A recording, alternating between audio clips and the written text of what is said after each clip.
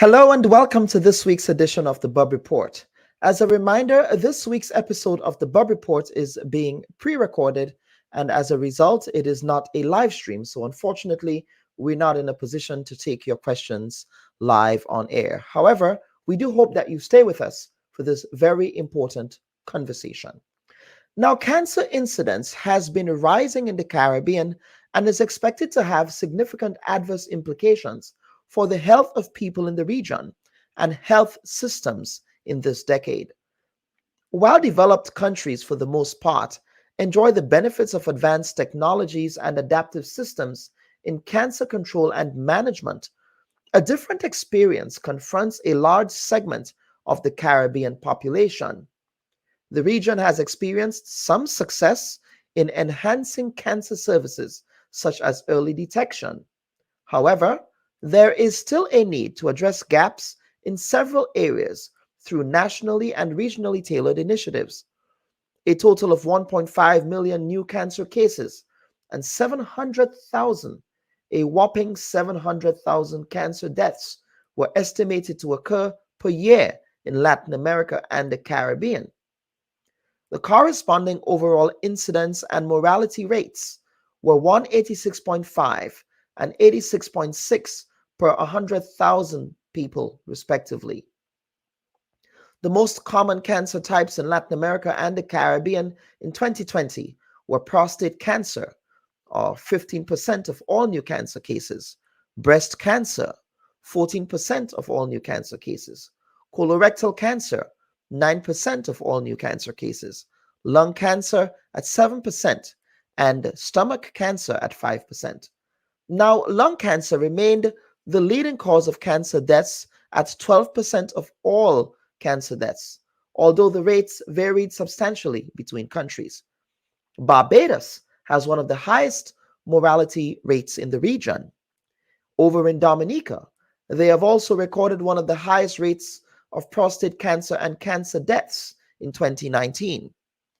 In Grenada, the leading causes of cancer mortality were prostate and lung cancers among men and breast and cervical cancers among women.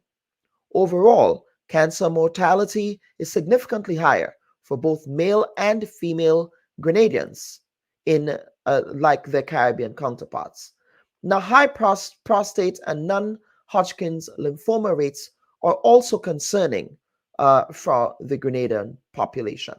Now, this week I'm joined by Dr. Sonia Nixon of the Grenada Cancer Society, breast cancer advocate Ms. Rolanda McQueen, and journalist Linda Straker to make sense of the data that demonstrates higher than normal cancer rates for cancer in Grenada and the Caribbean. Ladies, welcome to the Bub Report, and thank you so much for joining us this week for this very important conversation. I feel as if every time you hear death announcement and you find out the backstory of the cause of death, cancer appears to be one of a very common thread in that conversation. And so I want to begin this conversation with you, Linda Straker, because in 2020, this year, you wrote an article in the Caribbean Investigative Journalism Network. And that article stood out to me because it highlighted cervical cancer rates in Grenada. But you were able to talk about the backstory behind that, and that has to do with the HPV vaccine. But first, let us talk about what your article found in respect of those high cervical cancer rates. Well, thank you, Kellon, for the opportunity.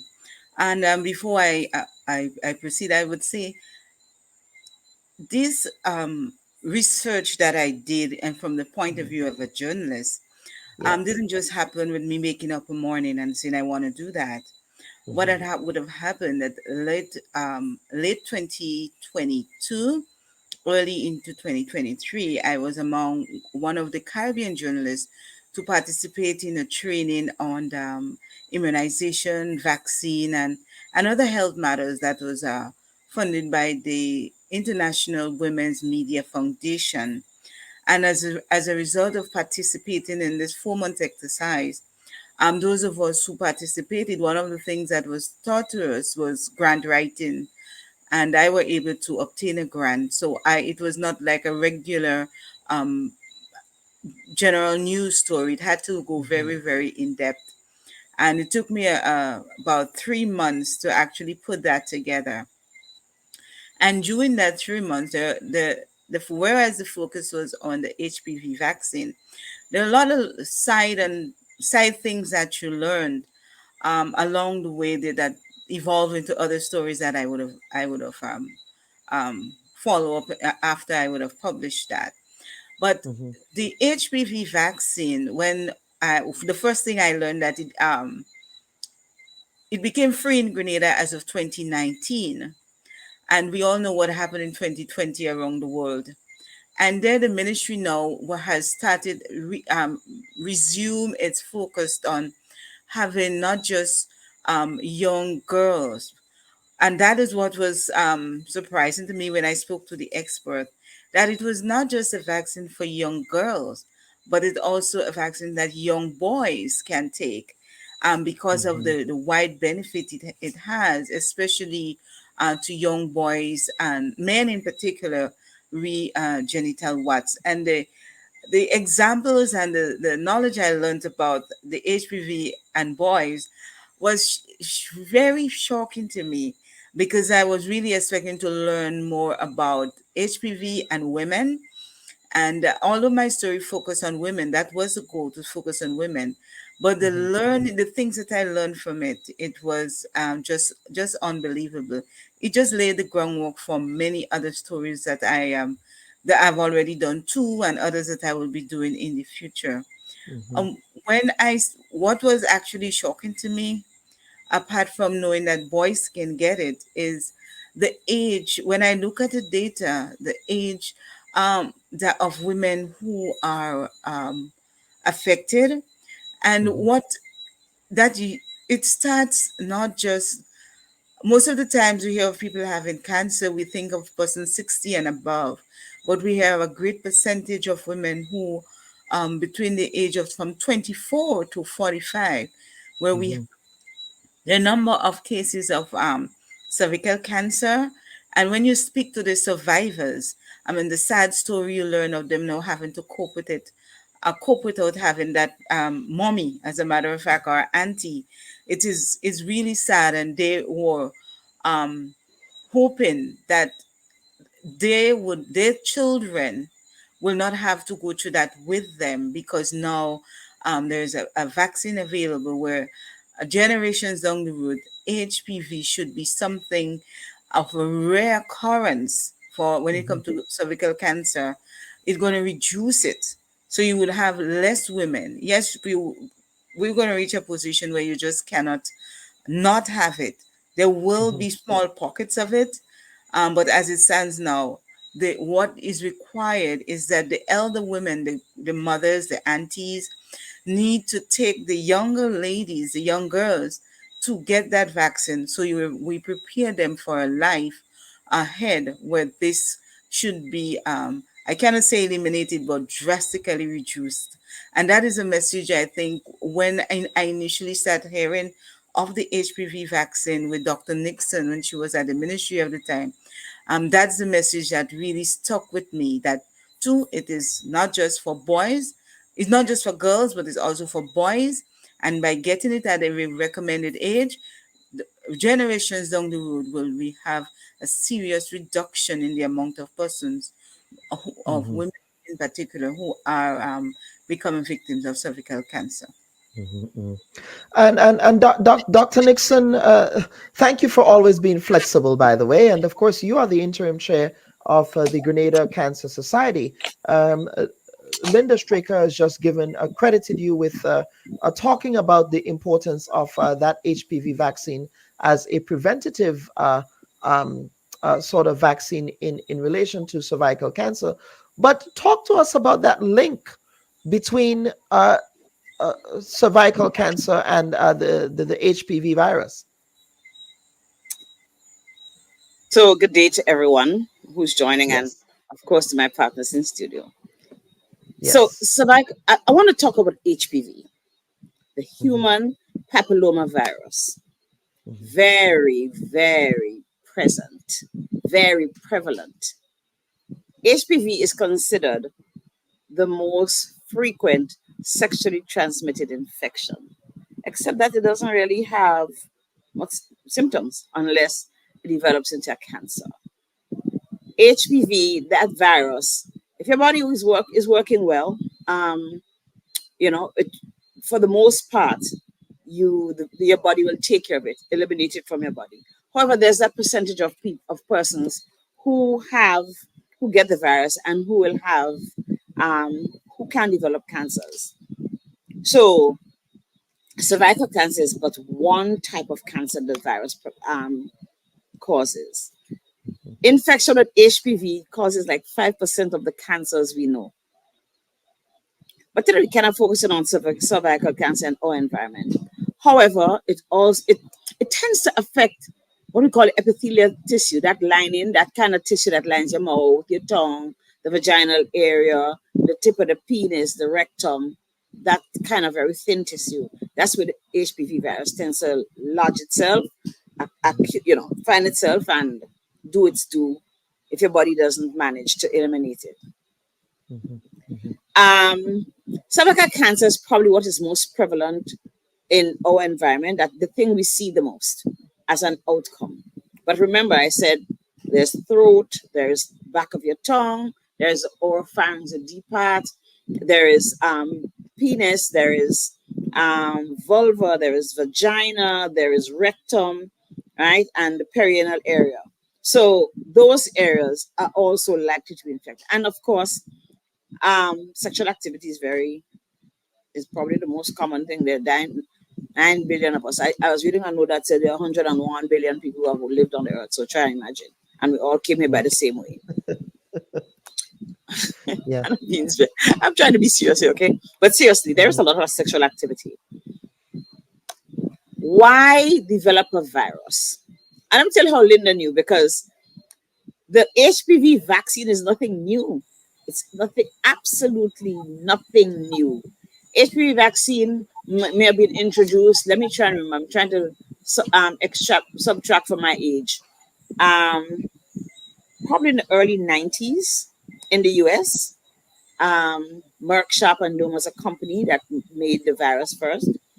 And there has been maybe just too much contra to HPV. And I remember being in the ministry and I said, let us use the media to be our partner, because there's been so much confusion. And I mean it in the Grenadian way, okay, the bacchanal and the no and the yes, we shouldn't do this. So, for example, the Japanese actually had canceled the government said, no, every paper that has been written by the media, by journalists about the HPV vaccine is going to be removed because it created a lot of chaos. In Ireland, for example, the same thing, and they stopped their campaign because there's a whole lot of side effects and what's going to do to our girls and all the rest. They also stopped the media from making these points because people kept feeding on each other and creating a lot of negative influence on a population that needed to address what the real problem was. But if you look at Australia and New Zealand, where they also had to reinitiate the program, where they had a very successful program of vaccination, New Zealand probably and Australia probably have less than 1% incidence of incidence meaning new cases of cervical cancer, right? We have people who are men who have sex with men. That's just part of our life, okay? And I want to support the journalist's position on that our boys should also be vaccinated. Why did we decide on our girls? Because we are focusing on cervical cancer, which is so prevalent, so present in our space. And like she mentioned, the people who get cervical cancer are in fact a younger population as opposed to the women who get cancer of the breast. Okay, women 27 could have died already because you get cervical cancer early, right? There's just so much layers to this onion, because when we think about a vaccine is probably the other thing. There are lots of other things we have to consider, right? A vaccine, yes, as an entry point given to girls between 9 and 12. Why do we give them then? Because we found out the studies have shown that when you give the vaccine between 9 and 12, that immune response, that response that the body makes to develop the immunity, to develop protection against the virus, right, is at the highest. We also expect that we can do it before our girls initiate sexual activity. Sadly, I'm hearing that our girls are initiating sexual activity 8 and 9. That means, are we in trouble here, right? And an 8 You and 9 said year old eight is not. or nine. Mhm, You're not even in mhm. puberty at 8 or 9. Well, there's a point. But the truth is, our girls are children. Plus, a lot of our children are subject to sexual abuse from very early by people who Mhm. have been having time around the clock. And every part, every pasture, everywhere they've been riding horses. I mean, they've just been very active. So it was really meant to protect our girls. But because there had been so much negative um, information transmitted about the vaccine. The vaccine is a vaccine. You had a whole anti-vax movement against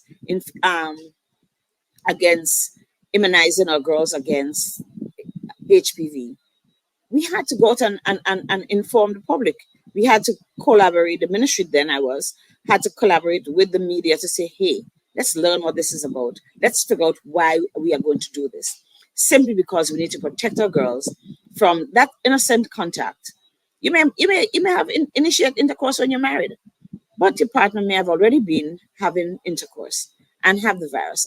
Okay, so that was the story basically with the whole immunization. But like I said, remember that the human papillomavirus can cause other cancers. You know the story of Michael Douglas. He had throat cancer, and he confessed that it was because he indulged in oral sex. So that's a reality. He said it.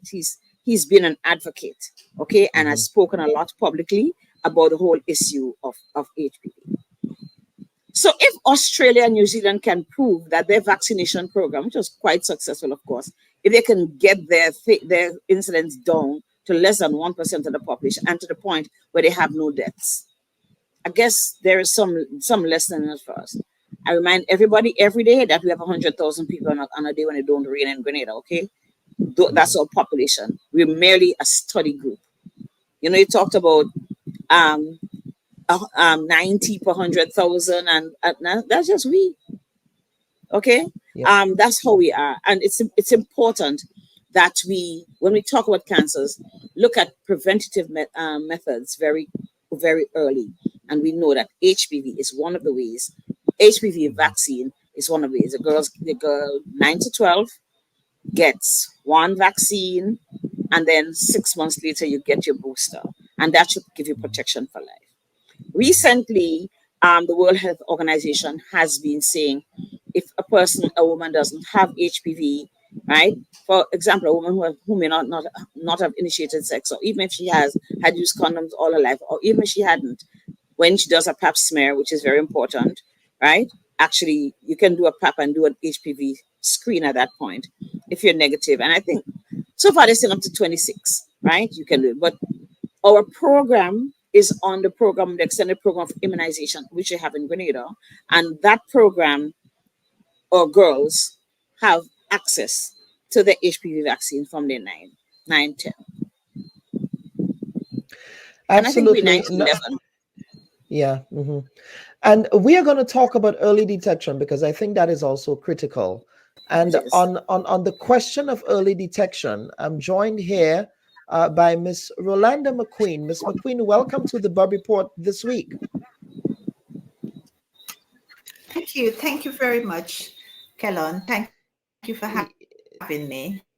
Yes, and you, I believe, recently revealed something very important in respect of one family history, knowing what your family history was in respect of breast cancer, and also doing early screening. So, talk to us about your story and why early detection saved your life. Um, Kellen, I have a history of, my family has a history of breast cancer. I think if we check, maybe more than 10 women, immediate family members has died breast cancer, from my mother to my sisters to my auntie. At the moment as we speak, I have 5 very close family members. That means first cousins, we all have breast cancer. So for the last, since Angelina Jolie had made it where she had the double mastectomy, I've been wanting to have that. But because there was no DNA to see if I carry the gene, it was, it wasn't a choice. So I made sure that I knew my family history. I think the problem with us as people, we do not speak about health issue. It's something we hide. We do not know our family history. If someone is, even now, someone not too long ago died, and I said, what did that person die from? And it's like, it's a taboo question to ask. It is like, oh, well, we don't know. Now, because I knew what my family died from, I was able to go to my doctors, let them know, and they kept a close eye on me. I had my mammograms. I was always on it. I was always, they put me in the high risk. So as soon as cancer showed its ugly head, they was able to nip it right in the bud. So I went to, I had a double mastectomy. They did not want to give it to me, but because again, I knew my family health history, there was no problem. They looked at everything. They saw I was at high risk because my sister, when she got breast cancer, she got it at stage 1. And she had a lumpectomy, I think it's called. And within 5 years, she was dead. So I was not going to take that chance. So they cut mine at, it was only 0.6 millimeter. I had a double mastectomy. I didn't have to have any chemo or radio, or any of this harsh drugs. So I was very, very lucky. But I came and I spoke about it. Even when I spoke about it, I put it on Facebook. And I had family members saying to me, you do not speak about this type of things on Facebook. And I just wanted to make people aware that if they take care of themselves, they go to the doctors, they have regular mammogram, it is something that could be caught early and it could be sorted out. And we have a lot of things like that. People who have suffering with diabetes, high blood pressure, asthma. Just my doctors were able to treat me because I knew my family history. And when somebody dies or if somebody's sick, we have to stop hiding it, because we cannot, you don't choose your family. We have to start saying what someone died from. So when we go to where we have breast cancer, whatever it is, and then they know how to treat you better. But one of the things I keep pressing on, Kelon, is stop hiding illness. It can save lives. Yeah, yeah, and that is a very important point you make. We do have a cultural stigma against talking openly about your illness. Somebody asks you, and I'm sure the other ladies here, Linda, Dr. Nixon, can agree with this. Somebody asks you how you doing. Oh, I'm fine. As if and I guess it's that fear of being judged for being sick. But I mean, it's something you have no control over. You know. But Linda, I want to get back to you and talk about in your report. You did reference um, uh, one person, Angel Joseph Map, in your article, and Angel was talking about her mother Veronica, who died from cervical cancer 4 years after she was diagnosed. Um, but what I see in that article is that there appears to be an intergenerational uh, impact in respect of how families are affected here. Is that what your interviews and your data found out as well? Yes, I will tell you, when I spoke with Angel, um, Angela happened to be my hairdresser. And I was telling her, you know, she asked me what I was doing, and I was telling her, look, I'm working on the story, and I'm looking for persons to be interviewed. And she willingly just volunteered and said, your mommy, I was not even aware that her mom had died. And she told me, look, the mom died during 2020, during the pandemic.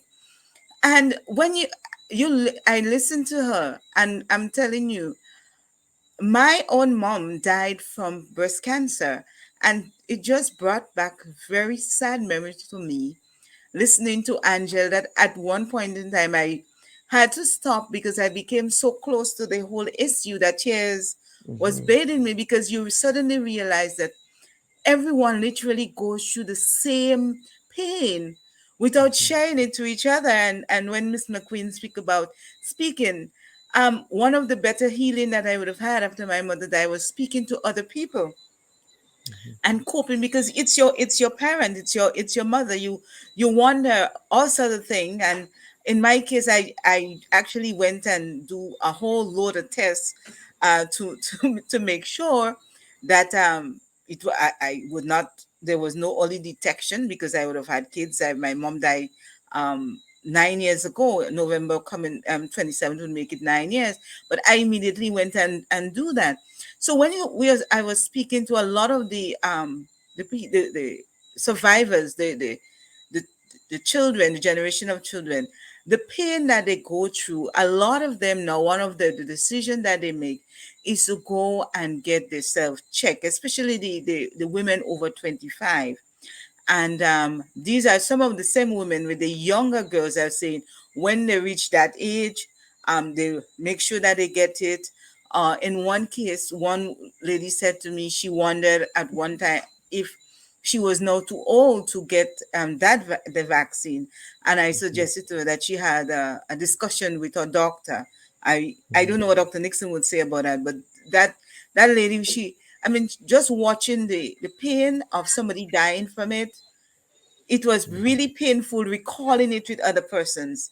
And it has left some really, first of all, I have formed no friendship with persons who would have suffered the same fate, but it has left me wondering a lot. It just puts you in that position where you do not, you're not afraid to speak about it, because it affects you very personal.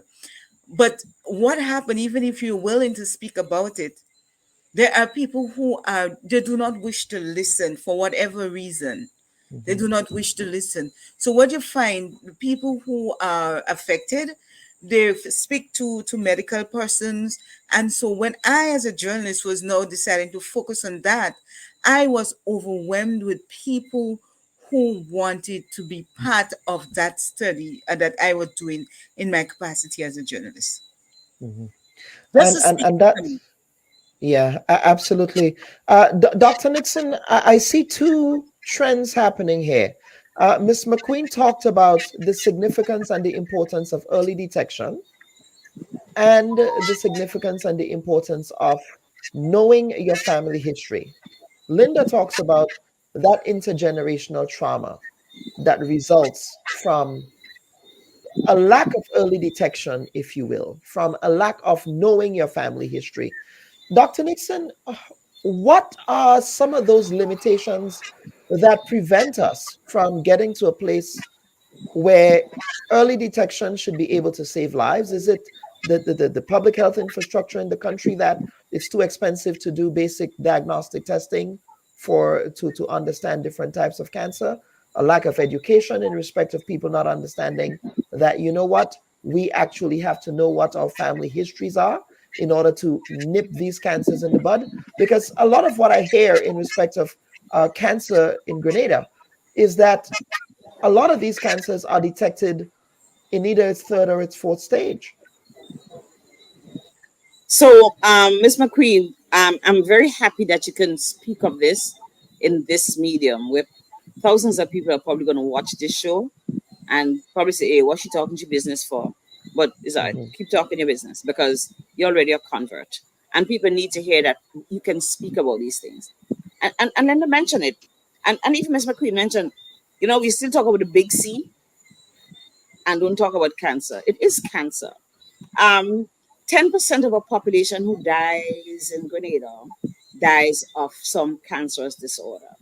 Yes, and in women, as Kelon said, the majority of women who die from cancer would have had breast cancer and secondary cervical cancer. The majority of men would have prostate, and now we're seeing, was that bowel or lung? Um, the truth is that there is probably a rise, but hear what? And Miss McQueen spoke about it, that we don't want to talk about it, that a lot of our population is in denial because it's still a scary thing.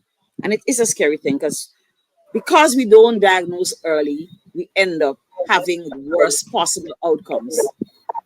Okay? Where there's a lack of early diagnosis, because there are people who be living for 35 and 40 years on this little piece of rock, who are survivors of breast cancer simply because they went ahead and did a self breast examination, or they went ahead and I don't know if we had mammograms available then, whatever, but they went and got tested, right? And might have found a lump, but there was early intervention, as in the case of Miss McQueen. So they're wrong, and you don't even know they've had breast cancer. And they do their annual follow-up. I'm sorry. And they do their follow-ups, and they share information, and they belong to Pink Ribbon, and they belong to breast cancer, and they be out there advocating. They have a very strong survivor group among the St. Andrew Development Organization, the women in St. Andrew. Oh, there they walk in, they talk about it, and so the first thing is really just having knowledge, because knowledge is power, right? We for a lack of information, our people perish. For a lack of knowledge, our people perish. It is not that the ministry doesn't do information, it's not that the other agencies, but I think we still need to do more. We need to speak everybody's language in order to translate the information that we want to penetrate the community. But we also need to make sure that people have to get over the fear, right? Because I think fear is part of the reason. I remember we were doing screening in St. George's one. It's probably like 5 years ago, and we're doing screening downtown. We had the big boss said you could come in there and get your breast, do manual examination, clinical breast examinations, right? Which is a significant in an absence of mammogram. So like last month was breast cancer awareness month, and the one mammogram in the country wasn't working. Does it suffice? No, but it's better than not doing anything. It's doing something, having a self breast examination, clinical breast examination, right? If we can get our women to recognize that I have a responsibility, we have to educate women into the fact that this is our disease. Here, who's going to get breast cancer? Miss McQueen said one. You have a strong family history. If your mother and her sister and them and their girl children or their brother's children, let's say mother and her brother's girl children, that kind of first degree family have breast cancer, trust me, you line up. These days, yes, we can get genetic testing because they can just get the whatever vial or whatever you need, get a sample of blood and send it to foreign to check to see if you carry the gene. So I'm glad that this was done. She had the opportunity. And the other women who really should consider, am I at risk? So your family has it. And also remember that breast cancer can affect males. Okay, let's keep that in mind. Breast cancer is not exclusive to women. They are a very, very small percentage because they have less breast tissue. They have different hormonal influences on the breast. But there's a small percentage of men who will and who do in our environment who have breast cancer, right? So if you're a girl, right? If you're female, you're at greater risk of getting breast cancer for obvious reasons. If you started your period very early, and it ended kind of early, I think you had a greater risk. If you were obese, and we talk about obesity as a very prevalent risk factor for most of the cancers and for a lot of diseases. So if you want hormone replacement therapy, so what used to happen when women had hysterectomies, had the uterus is removed years ago, like I'm going to say predominantly in the late 80s, 90s. If you remove your ovaries and your thing, you get into this immediate menopause. With the lack of estrogen, you have a lot of unhappy symptoms. And women who are going through normal menopause without having had surgery could tell you, they're miserable, it's just really an unhappy time. What they did with these women who had this extreme experiences was put them on hormone replacement therapy. They gave them estrogen. We found that giving women estrogen increased the risk of developing breast cancer and other cancers, but certainly breast cancer. Right? So that was one of the things that was research based. If you haven't had children or you haven't breastfed, if you're subjected to a lot of stress, if you smoke, all of those things, those are factors. So a woman need to know that, am I at risk or not? And if I'm at risk, what do I do? Right? So it has to be something that we have to put within our women, because I can't go and drag every woman out of the house and say, come, I need to examine your breast. It must be a way of life. And I tell people, when your birthday comes, right, this is a good time to say, hey, I want to reach the next one, and I want to reach the next one. Women, in the case of cancer of the cervix, which is that part of the cervix that extend into the vagina, that part of the uterus, right? We know, the HPV, human papillomavirus, HPV, is what influences that cancer, right? We want to tell a woman, once you have initiated sexual intercourse, you should be having pap smears, because you're introducing this HPV guy that is likely to make you unwell at some stage. You want to say have pap smears, and they have other ways of figuring out what's going on in your cervix, because you're not going to get HPV today and develop cancer tomorrow. There's a time, it creates its influence on the lining of the neck or the cervix, right? And eventually you may or may not develop cancer. So you want to tell women, do your pap smears, especially younger women, do your pap smears. And there are other influences that might make you have cancer. But the point is, we have to educate and remind our women. And like I said, every Sunday when you go to church, or Saturday, your pastor, your preacher, your priest, whoever he is, use the same Bible. He does have a next book next week and a next one. It's the same Bible. We need to remind people. There must be reminders. And that comes under the auspices of the Ministry of Health and us as clinical care providers. We have to remind people. So Miss Jane is 35 and she comes for her. She wants to do, she having pressure. She realizes her pressure is a little high. And you ask her, let me see your blood pressure, right? Let me look at you. Let me examine your breast, right? Have you ever, well, you don't do mammograms at that age, right?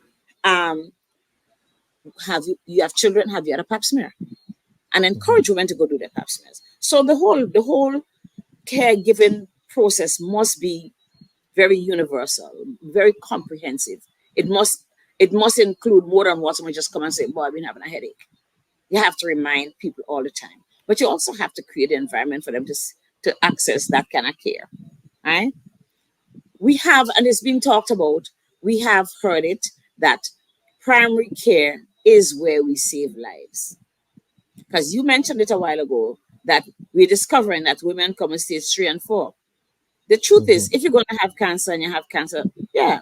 But if we find out stage 1 and 2, we'll probably be being here in the year 2020, in the year 2060. I'm just saying. The survival chances are much higher. Survival chances have increased. And we do survival in batches of 5 years, right? You want to make sure that women you meet today can survive until 2025.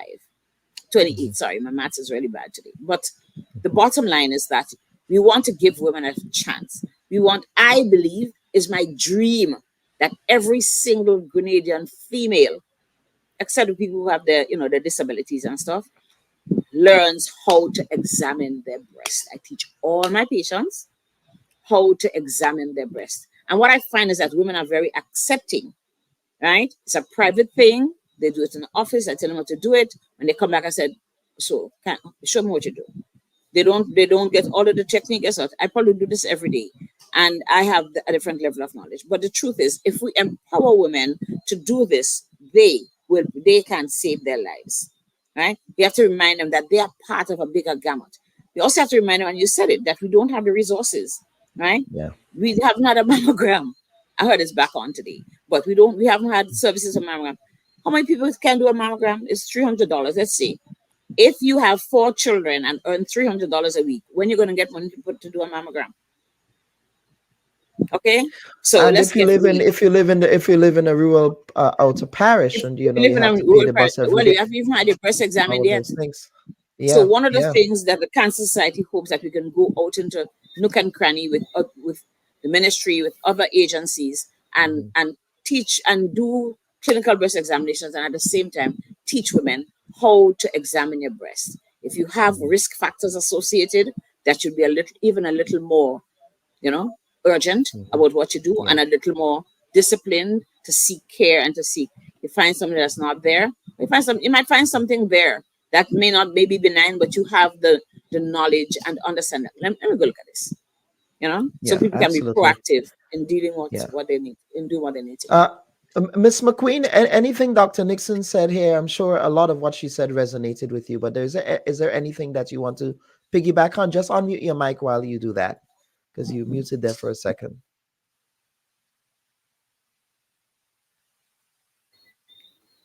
Yes, go ahead. Are you still muted? The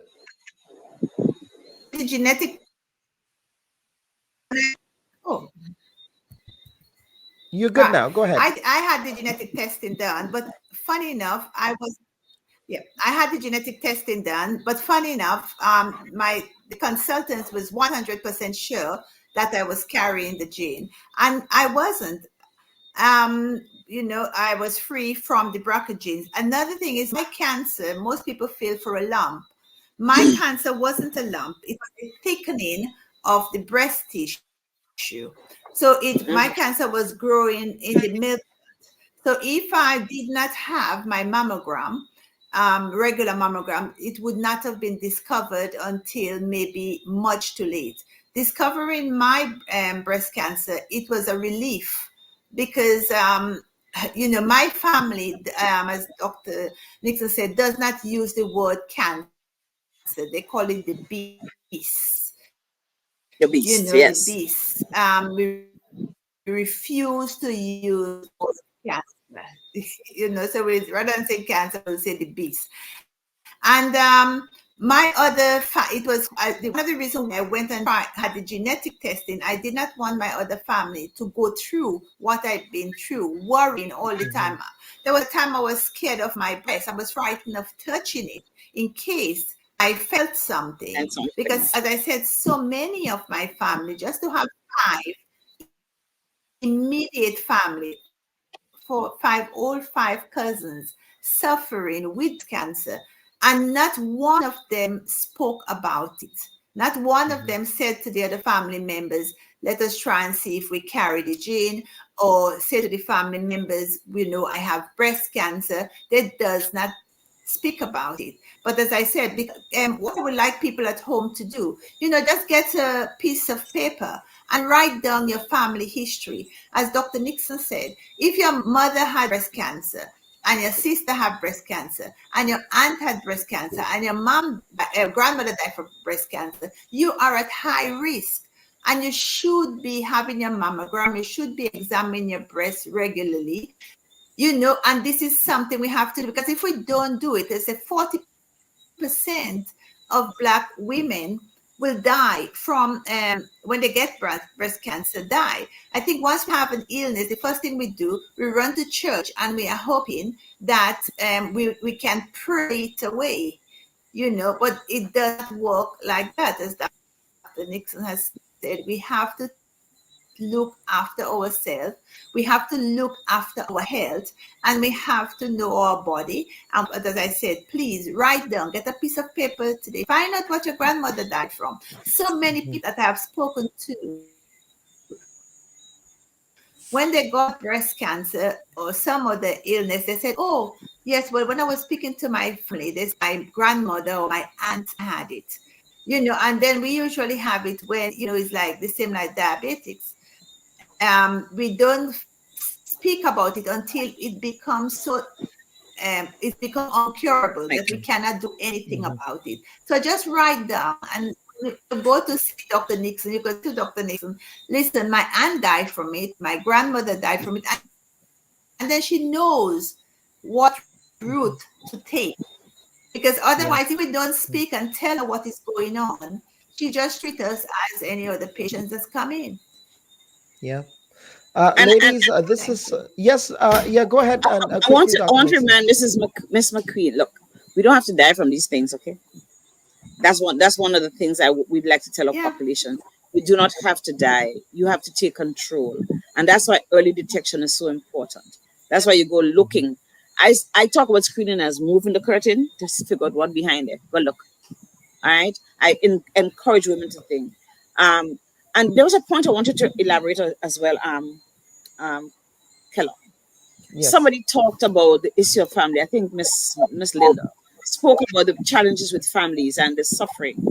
And it's something I speak about all the time with breast cancer and even cervical cancer, because these are often women who have relatively young children or have their little grandchildren around, right? And see all this suffering.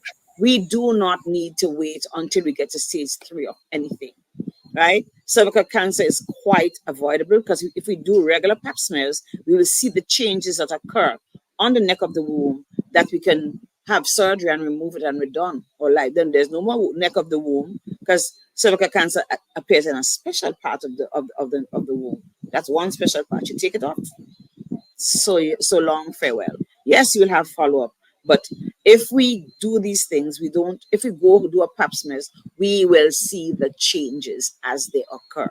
That is why we ask women, as fearful as it may seem, trust me, it's like doing a rectal examination. The men, no, do no rectal examination.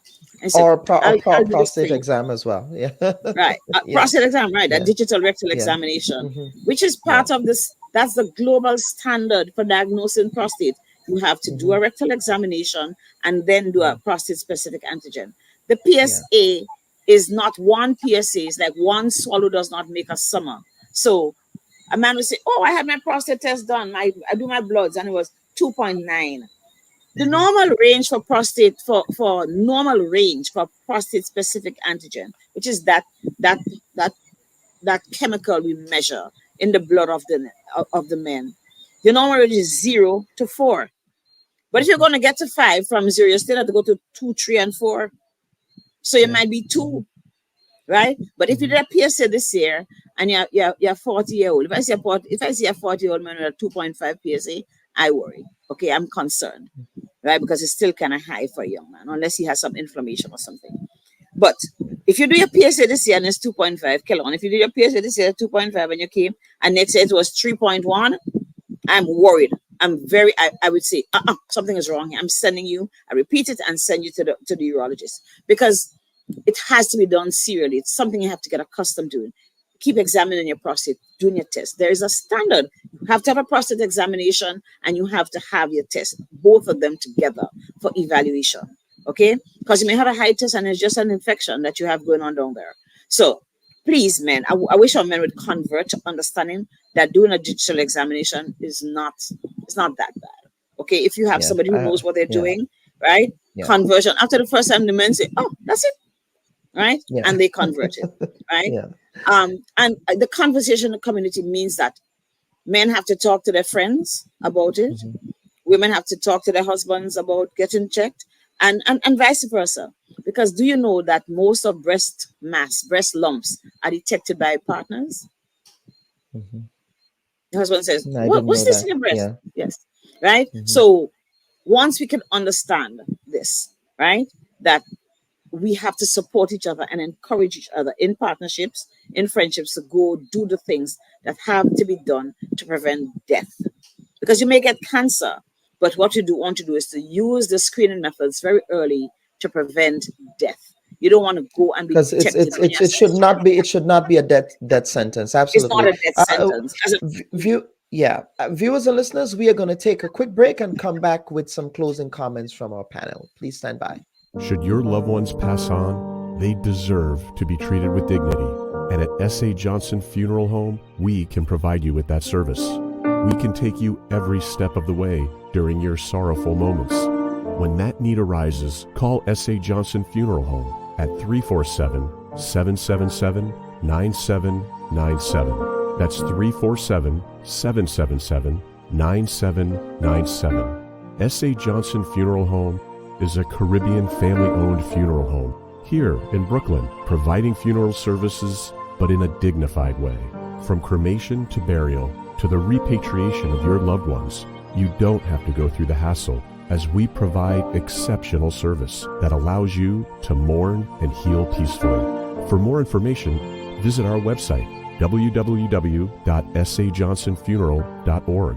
Send us an email at sajfuneral@aol.com or call 347-777-9797. S.A. Johnson Funeral Home, because you deserve to be treated with dignity. And viewers and listeners, welcome back to this week's edition of the Bub Report. Of course, we are discussing the high rates of cancer in Grenada and the Caribbean region. Of course, it is one of the leading causes of death in the region. This is an abbreviated conversation, but rest assured, we will be having a part 2 to this conversation because there is so much to unpack. There is so much to unpack with this, ladies, that I think we need to have a part 2. So, Linda, I want to begin with you for some closing comments. You've been listening to both Ms. McQueen and Dr. Nixon here. And of course, we have introduced your report, your investigative report that you did here. What has been some of your takeaways from the actual report that you did that you can leave with us? Well, to start with, I do hope that other people will be so inclined to go read that report. I would have had, actually, healthcare providers would have contacted me after seeing the report and tell me, "Oh, these are the kind of thing you need to focus on." It makes a lot of it makes a lot more great sense for you to focus on the stories. Listening to the two ladies of Dr. Nixon and Miss McQueen, the message of prevention, early detection, is something that they are speaking about, and what it also said to me is the same message that a lot of the now surviving relatives are saying. If they knew earlier, they're certain that mommy would have still been alive, or auntie or sister would have still been alive. So I would say the message of doing the test early. And like I said, when my mother died, I went and did, I didn't do the genetics, but I did as much as I could test in Grenada so that my own children will not have to be crying for me in the next 2 or 3 years, because I just knew that we were not I was exposed to it because I have other family members who would have died because of cancer. Mhm. And so I just needed to have that personal comfort. And that's the same message that I want people to see and have a personal comfort, to put your health in front, despite of whatever you're doing. Take that personal comfort and go and the I do believe, for example, the pap smear, which Dr. Nixon is talking about, I believe it is available for free, or at a very reduced price. At the time when I did it, it was free. I don't know what is happening now, but some of these tests, they are not very, very expensive. Once you use the public system, whether or not there are reagents, no, that's another story. But I know a lot of these tests are available in Grenada at very reduced price. One of the things that I would like to see happen, following the story that I would have done, and after speaking here today with the ladies, there's supposed to be, not supposed to be, I would recommend and I would suggest that our Ministry for Health do a heavy focus on our men and boys. The HPV vaccine is mainly pushed as a girl thing, but speaking to the medical professional, they tell you it is something for gentlemen. Young boys also need to take it. The data on genital warts is constantly rising. As a doctor, I'm sure Dr. Nixon is seeing much more of it. I would really recommend that approach of pushing the message that it is not just a girl thing, but it is also something for young men, for boys, because at the end of the day, in the next 20, 30 years, we want to see both healthy men and women, and not just healthy women. Absolutely, very important. It's an all gendered approach here, all hands on deck. Ms. McQueen, over to you for some final comments. My